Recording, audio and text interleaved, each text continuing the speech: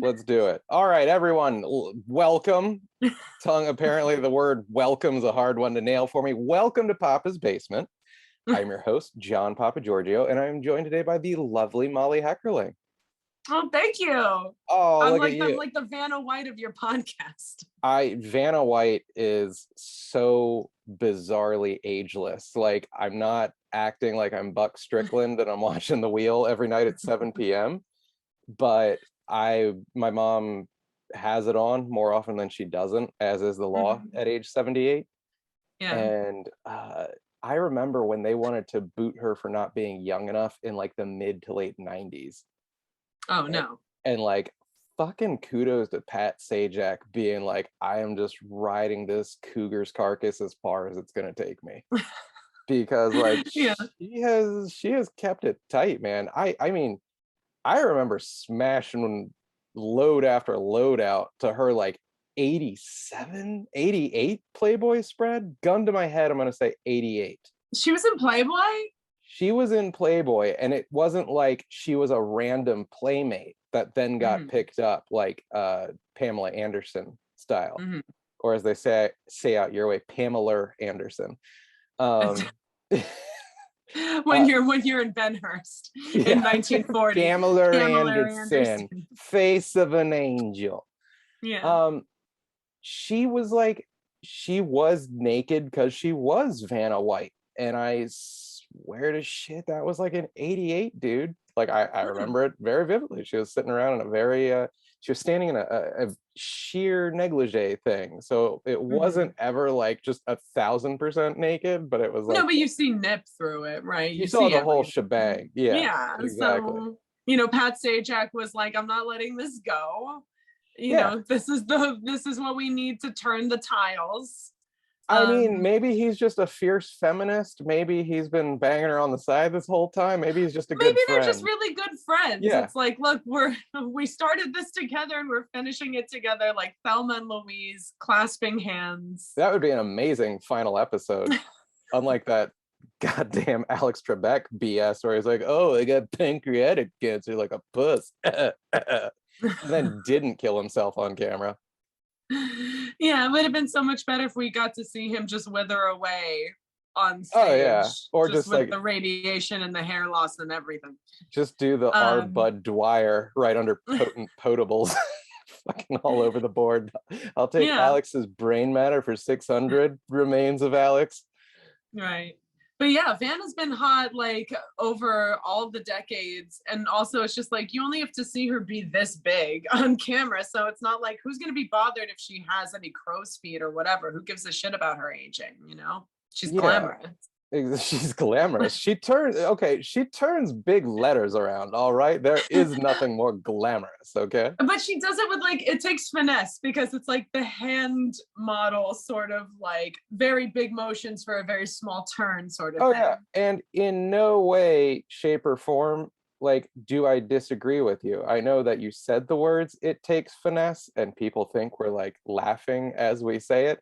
There are so many skills in this world that we just don't give a shit to cultivate these days, and then we wonder why the quality of so many things in our world have gone down. Like, for example, I don't know, broadcasting. These days people are like, oh, I'm a podcaster now. I'm gonna record episode 1 on Anchor while I'm taking a shit. This might have been everything. This might have been your episode 1. Yeah. I don't know, but I am not all caught up. Like, back in the day, before conglomerates took over radio and the internet destroyed it and stuff, that was a career path.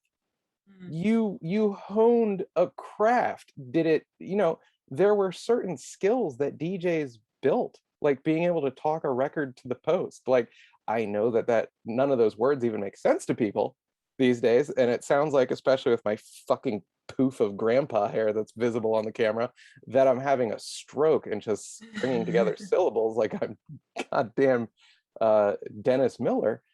But yeah, no, these are words. What, talking? What's talking it to the post mean? Does that mean that you like call it into your local postmaster and tell them how good it is and how they should send it out to all the young people in the neighborhood? Yeah, that's literally exactly what it means. Yeah. You're correct, Mom. Granddad. You You're like, got it. call the operator, ask for Sarah, tell her this record is really good. No, what does So, talk to post mean? What does that all right, mean? It's a talking to the DJ term. post. Yeah, it's a Mhm. DJ term. Being able to talk a record to the post properly means that you know from the time that the music kicks in. And don't get me wrong, I don't think these guys had it autistically memorized. Like, I think back in the day, post could be labeled on Mhm. the cut itself, I mean the but lead-ins, instrumental yeah, lead-ins and the lead-outs. Yeah, that's exactly being able to talk right up until the second the lyrics kick in. That's the yeah. post when the lyrics Mhm. drop.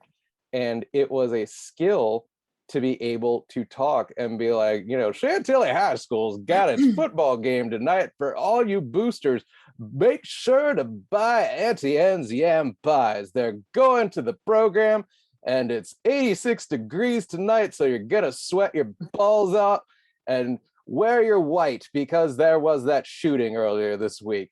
All Yeah. right, here's Meanwhile, Lincoln Park.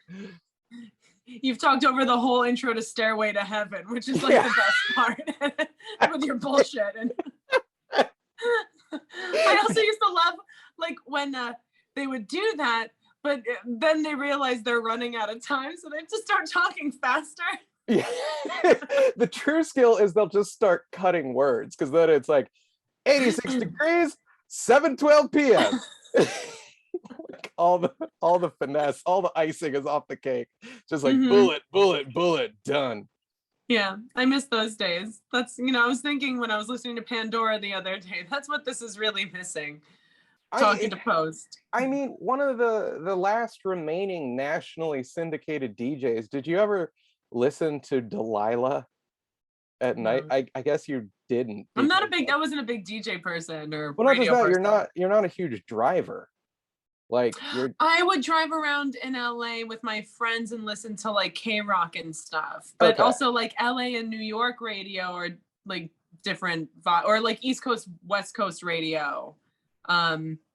Different, it's like W versus K, Yes. different worlds. You know where The that divide Montagues and the occurs? Capulets The of radio Mississippi waves. River. Yeah. There's your factoid of the day. I'm Hmm. amazed you knew the W versus K thing. Well, I mean, you notice it when you're listening to the radio in both states and you're like, hey, all these ones start with W and all Yeah. those ones start with K. Poor Andrew WK from his mixed race radio household. Never could Yeah. sort his things out. Um, Delilah is a DJ, I think, based out of the Pacific Northwest. So she's like Seattle or Portland or some crap. Mhm. And her big thing is like heartbreak songs. Okay. And people call in and they're like, really, this could be like a bit of addendum material to like attached the book. Like, Hmm. that book that I bought you for New Year's and you never read. I read it. I'm like halfway through, but when it got to like the take this test and add up your word score for or Mhm. your number score for like, Yeah. are you You, avoidant or you anxious? mean And it's like I already the know I'm anxious and avoidant, and the now I'm just 22 writing down question numbers for test? everyone I know to see what they are too. You got lost in that. So you're anxious, avoidant, and ADHD. Yeah. So That's a form of attachment. I love you if I could only remember yeah, you exist. you're attached to whatever the fuck's in the corner of your vision. Yeah. I wasn't chasing skirt. She's just the last piece of pussy I saw, and my object permanence is shit, so I forgot you exist. I John, I mean, we know this about you. We love Yeah, you I know. Like regardless. I said that, and then I said it out loud. I'm like, oh, but I've really done that. Yeah, that's okay. Look, as long as you can admit it about yourself, you could at least forewarn other women. Yeah. You know. Like, look, I really want to be faithful this time. You're going to Mhm. need to text me pictures of your face every 10 to 15 minutes. And that'll probably do it. As long as I Yeah. can remember you exist. And also murder every other beautiful woman somehow. Look, that doesn't Um, hurt. seems like a tall order. I don't know. You might not be worth it. I think I am, okay? Yeah, you My are. You mom are. I'm says I'm just her teasing. special little guy. Hmm. And as Uh, long as she texts you pictures of her face every 10, 15 I minutes, you remember remember she she's alive. exists. Yeah. You don't go looking for other mommies, and it Yeah. works. In either situation, I'm just walking around parties with my hands out, clasped, going, Like Helen Keller, but for boobs and yeah. women. Very hungry, very lactose tolerant Helen Keller. The title of my um, autobiography. yeah. So anyway, okay, we were talking. So Delilah has people call in. She's like the Taylor Swift of DJs, right? So it's Yeah. always like sad breakup songs. And this was your favorite because you're a Pisces Of and course, yeah. Well, always lovelorn. it's something that I wanted to laugh at, but you would listen to it and you're like, man, she's got a soothing ass voice. And like, yeah, I haven't heard Peter Cetera in the last couple nights. Let's do this. Um, she does not give two rats asses about talking things up to post. Okay. Like it's just she will talk and then be like, okay, here you go. It's the glory of love. And hit play on the CD changer. I mean, maybe she acknowledges that those like instrumental lead and sometimes they're like the big emotional buildup for people who are getting ready to cry, and they can't climax without hearing the buildup. Oh God, I cannot recommend it. You gotta find Delilah. You gotta listen to Delilah like tonight. It's just all these things where it's like, hi Delilah, my name is Lisa. Oh, hi Lisa. I've been with the father of my child for 18 months now. He's used heroin fiercely for 20 of them.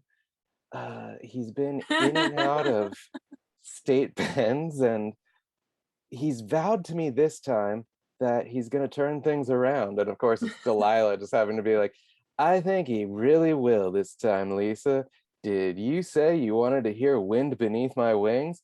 Well, I hadn't gotten there. Wind Beneath My Wings it is. God bless you. Yeah, Yeah. nice. My It's like the Delilah is just a overbearing Casey friend that Kasem. everyone didn't know they needed. Yeah, she's a real know-it-all. See you next Tuesday. Hmm. That's on Delilah's business cards. Yeah. Yeah. She's like, I wanted to hear, oh God, what's that Sinead O'Connor song? Oh, you Nothing mean the compares to Prince song? you. You mean the Prince song that Sinead O'Connor covered? Yeah. Yes, yes. And made her own, because that's the only version anyone talks about in climaxes too. You know what's funny? I used to hear that all the time, and then I put on Prince's version, and I'm like, oh, like every other Prince song ever, his version's the best. Like, fuck this. Yeah. If you didn't grow up like obsessing to this version on MTV in 1993, guess what? This is a better song. Yeah.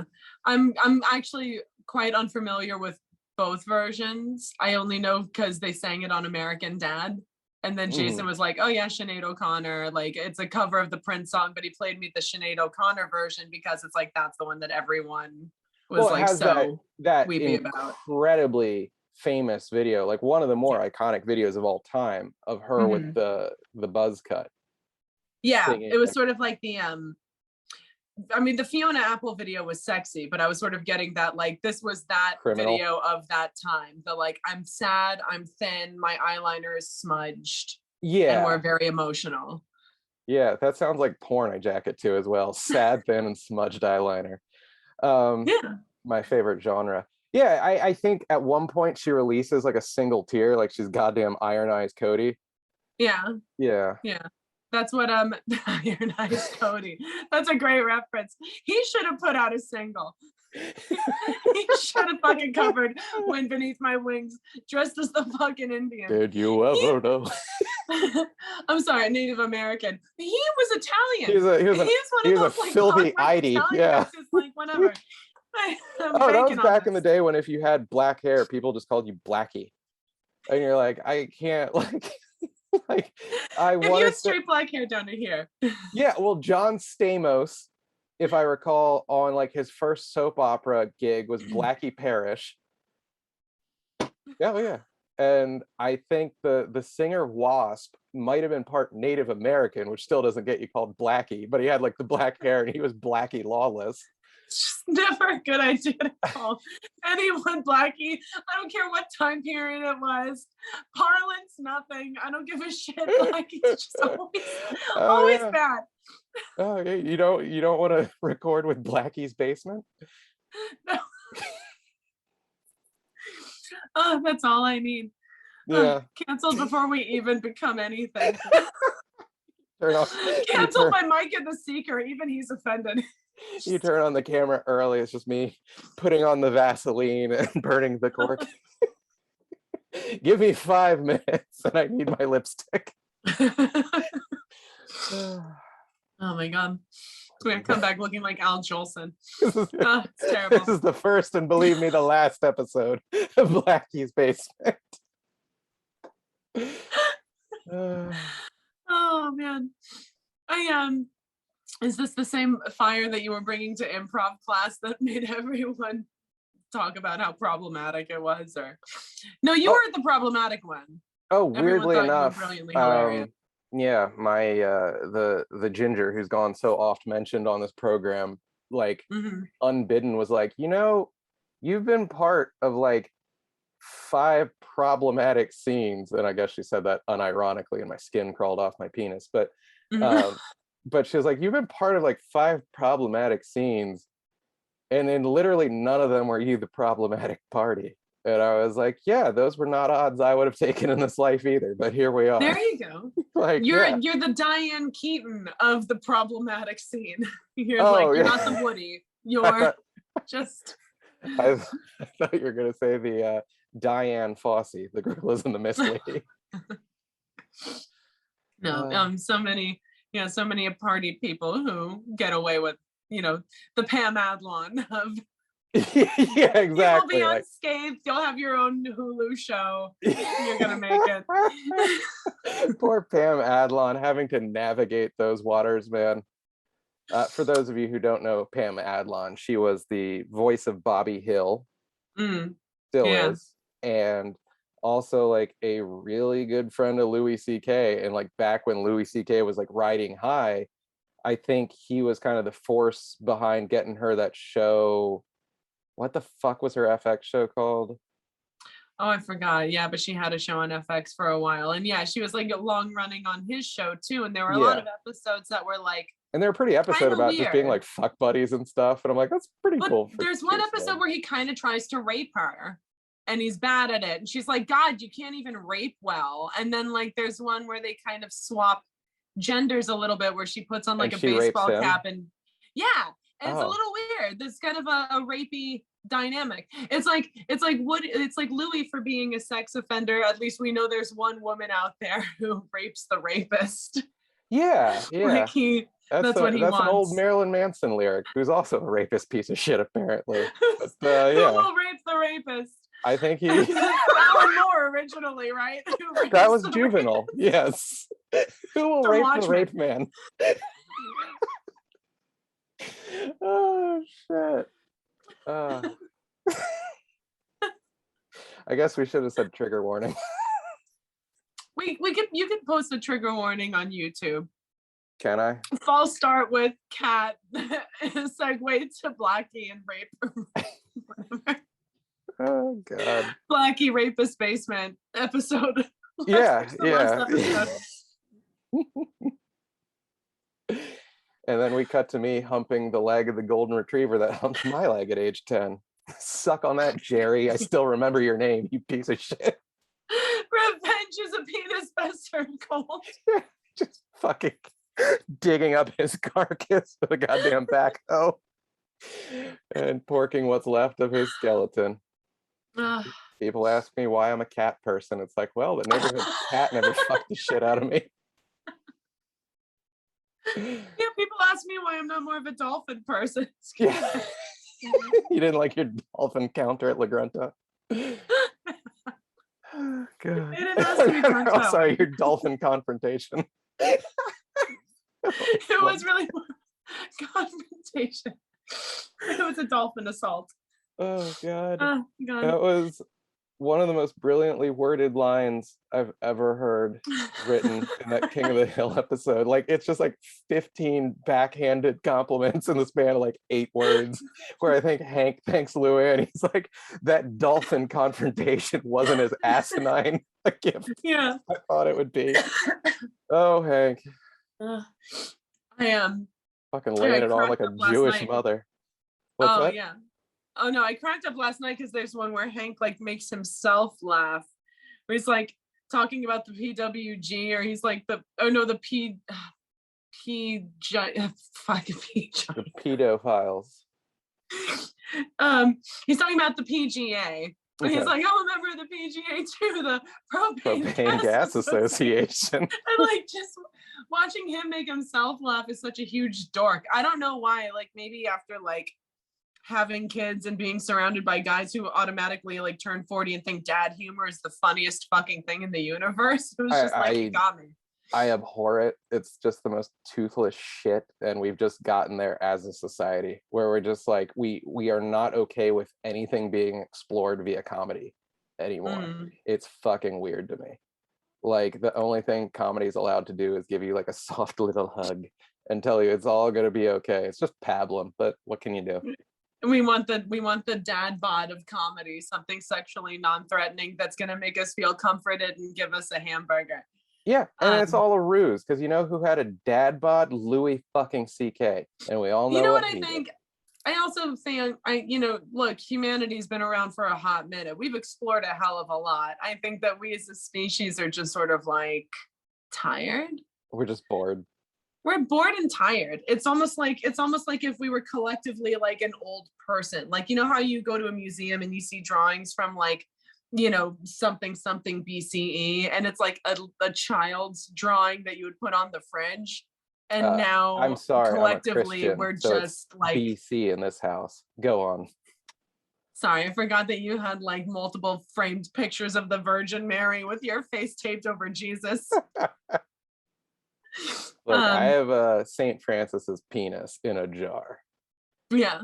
We believe hard. Yeah. I have Roxy is sleeping on the Shroud of Turin. Does it look Puerto Rican? Sure, but I'm not asking questions. Miracles are miracles, all right? But yeah, I just feel like collectively you're just old and dying and on our deathbed and just like waiting for it to end. We don't know what else to say. We don't know what else to do. It's pretty much like we had cave paintings, and then we got to like The Godfather Part 2, and then it's just been downhill since then. We're like, look, we cannot top this. It's just going to be deconstruction here on out. Yeah, I think the big love-in of the 1960s into the 80s was like our big collective midlife crisis as a species, and now we're just all gonna die soon. Okay, yeah, I'm completely down with all that, because I don't want to have to try to fix what's wrong with me. All the countless things that are wrong with me. I don't say this with an ounce of sarcasm or anything. Like, if you told me like the plot of Don't Look Up, I would just be like, why are you trying to stop that? I'm like, my cats are fairly old, I don't have kids. I'm like, fucking bring it on. Are you kidding me? Like, I've got like 8 days to just play video games in peace, finally beat Metroid Dread, maybe go back and do Mario 3 a final time on the original Nintendo hardware. That's it. I'm done. Oh my God. Oh, the relief I would feel not having children. No skin in this game. Just being like, I had an okay run. Fuck it. End it. Hit the credits. Yeah, I mean, I don't know. The thing that I didn't see that movie, but what I loved about it was that it was written by David Sirota, who was like Bernie Sanders. Was he his campaign manager or something? But a bunch of people really hate his fucking guts. So for him to write this movie that all the climatologists are like, hey, this guy's fucking right, must have driven so many, like, the neoconservatives who are Democrats, who kind of don't give a shit about anything. It must have really chapped their asses that, everyone's falling over this movie. Yeah, I mean, I think they don't want to do shit about climate change either. They're making money off fossil fuels. They don't want to end that shit. So they're probably annoyed that, like, that this movie exists. God, I just realized that, like, you can now watch me silently belch if you're looking at the video of this. I was kind of able to sneak it past before, but yeah. Yeah. No, You could kind of do one of the side blows. yeah.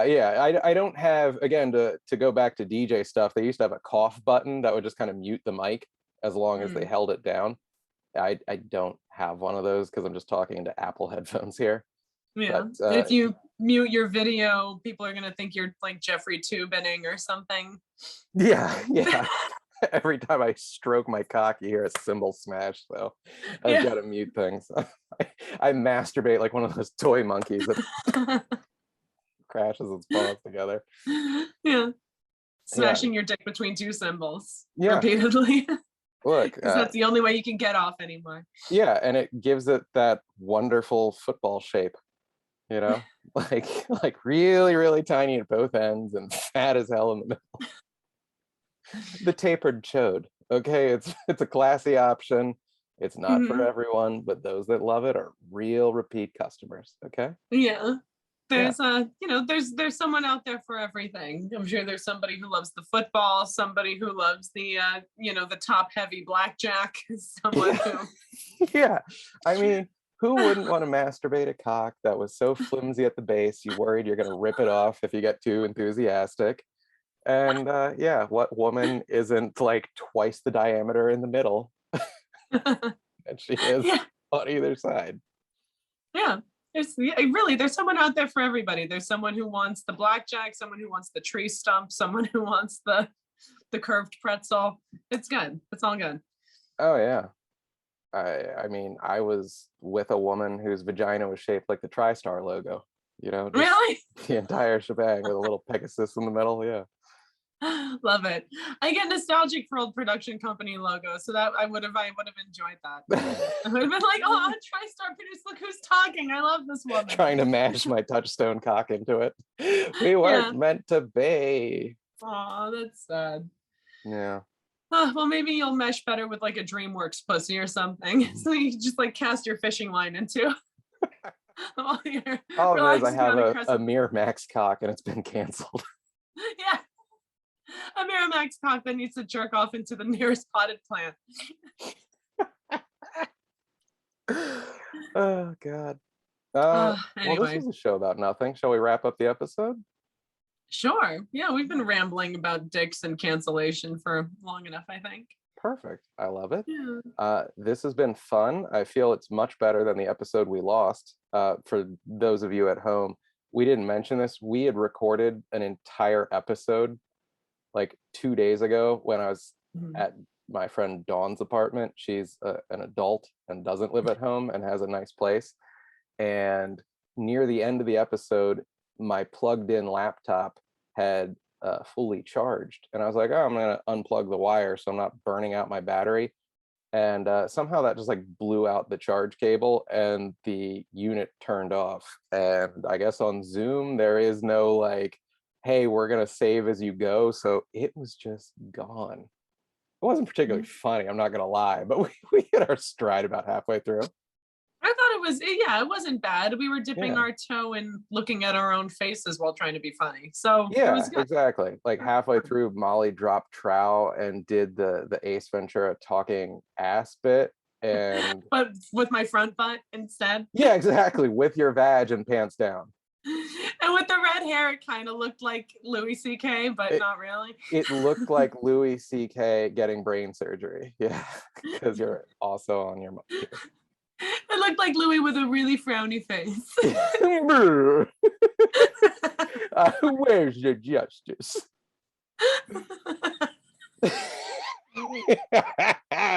Mollie got it. Justice. He went to go play in the Ukraine. Oh my God, that's so funny to me. I know, right? Yeah. It's like, I'm gonna go bitch about my ungrateful kids in the Ukraine. What a couple of cunts they are. I love it. It's such a ballsy move. It's like, can you hate a man that masturbates in front of women and entertains freedom fighters? I mean, yeah, he's probably jerking off in front of people hiding in the metro. Haven't they been through enough? I like to think that they're just pointing him in the direction of like Russian sappers, and he's just coming all over their goggles and blinding them for the combat effort. America sent us this missile. It's a redheaded comedian. That- It's that's always just good to me. fire. I'm an optimist. I'm always the glass is half full of cum. So, Molly, if they want to get a hold of you on Insta and Twitter, it's at, I think, Mollie with Ollie, Mollie Schmolly and Mollie Heckerling, depending on Yeah, it's Mollie Schmolly on Twitter and Mollie Heckerling on Instagram. And I'm there and I have fire content. Is that a reference to your crotch again? Yes. Okay. I, of course, am John Papageorgiou. It's at Papa's Basement on everything social media wise if you want to get a hold of me. And if you're just finding this on YouTube somehow, none of you have made it to the end if you're just finding it on YouTube. But if you are, God bless you. There's like 720 episodes of this thing if you just look at the Papa's Basement podcast. My cat is starting to make noise behind me, but she has not hopped on the bed and made an appearance yet. So people might think I'm doing some of the aforementioned ass ventriloquism. I assure you I'm not. It's just the cat. She's shut up, Roxy. I'm 8 seconds from wrapping up the episode. Can you shut the hell up? All right. It's like, service me, I'm horny. Yeah. Like my little catnip bean. Why did I end the episode with that? All right, we are out of here. Nice. Bye. Bye.